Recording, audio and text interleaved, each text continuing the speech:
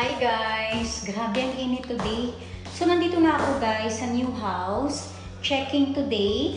Nag-check ng mga kung may damage, ganyan. Kasi ayusin nila. At saka yung mga windows dito, wala pang screen. Ayan. So palalagyan ko rin kasi guys ng screen. Yung mga may damage naman, yung may mga sira, yan nilalagyan ng, ayan, yung blue marks. Yan, para ayusin nila. Ayan, may blue mark din, may ayusin din dyan. Dito sa may stairs, banda, meron din.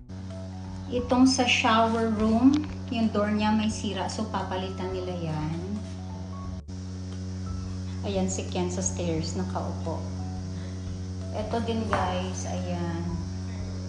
Kasi may damage konti, papalitan din yan. Dito banda, meron din mga scratches. Aayusin din nila yan.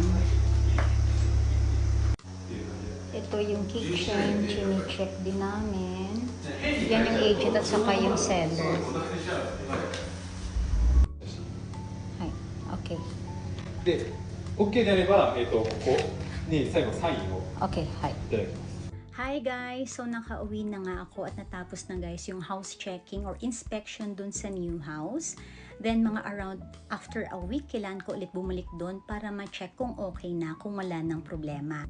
And then guys, yung next kong aasikasuhin is yung installation ng screen, ng curtain rails or blinds, yung installations ng AC, and then, kailangan ko pa guys maghanap ng mga new appliances like yung ref at saka yung washing machine kasi hindi ko na pwedeng dalhin yung luma naming appliances guys kasi antique na, super luma na talaga guys. Gusto na mag-retire.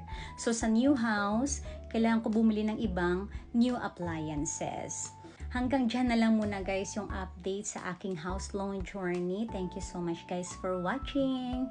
Till the next one guys. God bless.